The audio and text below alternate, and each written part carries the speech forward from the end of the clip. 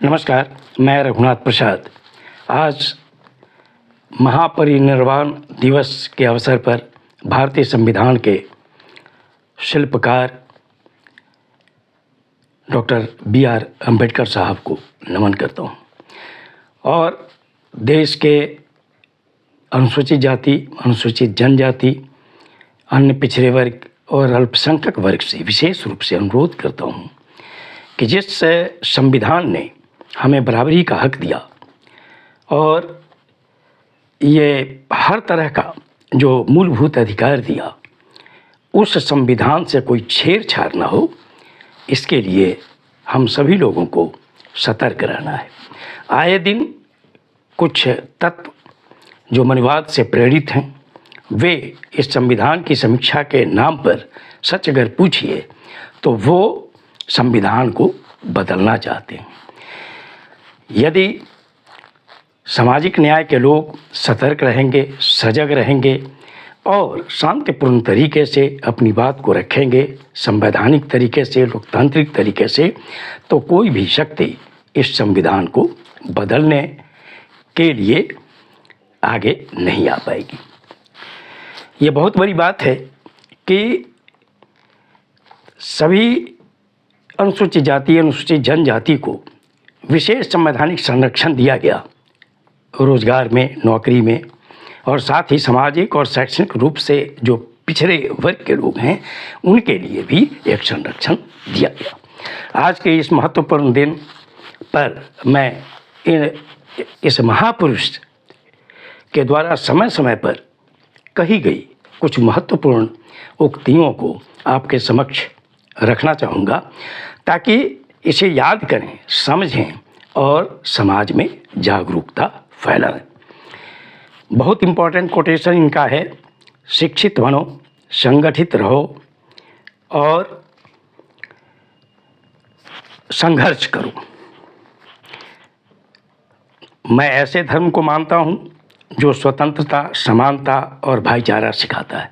हम जैसा कि जानते हैं कि मृत्यु से कुछ माह पूर्व उन्होंने हिंदू धर्म को त्याग कर बौद्ध धर्म अपनाया था, लाखों लाख अपने समर्थकों के साथ। अपने भाग्य के बजाय अपनी मजबूती पर विश्वास करो। कानून और व्यवस्था राजनीतिक शरीर की दवा है और जब राजनीतिक शरीर बीमार पड़े तो दवा जरूर दी जानी चाहिए। जीवन लंबा होने की बजाय महान होना चाहिए। जब तक आप सामाजिक स्वतंत्रता नहीं हासिल कर लेते, कानून आपको जो भी स्वतंत्रता देता है वो आपके लिए बेमानी है। जो कौम अपना इतिहास तक नहीं जानती है, वो कौम कभी अपना इतिहास भी नहीं बना सकती। ये बहुत इम्पोर्टेंट बात है, क्योंकि सभी व्यक्ति को अपने पूर्वजों का, सामाजिक न्याय के पुरखों का इतिहास जरूर जानना चाहिए। शिक्षा वह शेरनी का दूध है, जो इसे पिएगा वो दहाड़ेगा। धर्म मनुष्य के लिए बना है, न कि मनुष्य धर्म के लिए।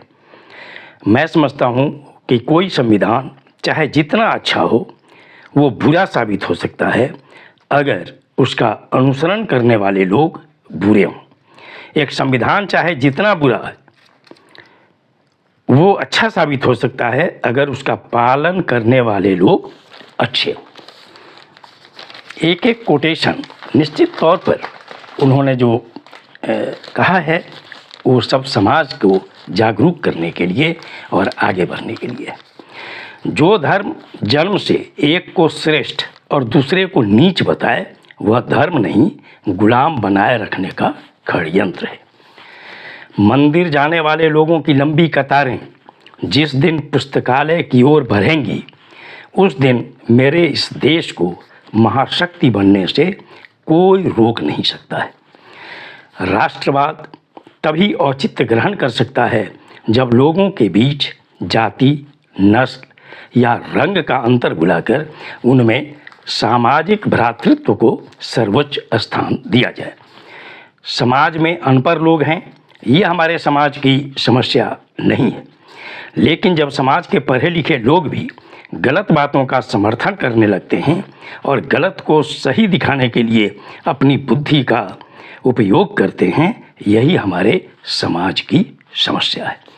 और एक कोटेशन मैं अंत में ये रखना चाहूँगा कि हिंदू धर्म के कुरीतियों से वो कितने दुखी थे कि उन्होंने यह कहा था कि यद्यपि मैं हिंदू धर्म में पैदा हुआ, परंतु आपको विश्वास दिलाता हूँ कि मैं हिंदू के रूप में मरूंगा नहीं।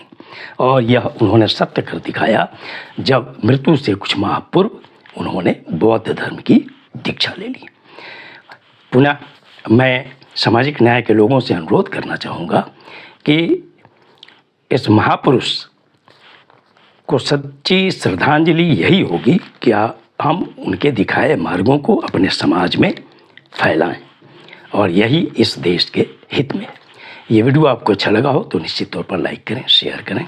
अब तक मेरे चैनल को आपने सब्सक्राइब नहीं किया तो सब्सक्राइब करें, बेल आइकन को बस टच करें ताकि मेरे हर आने वाले वीडियो का नोटिफिकेशन आपको तुरंत मिल जाए। आप सभी लोगों के लिए शुभकामनाएं। धन्यवाद। जय।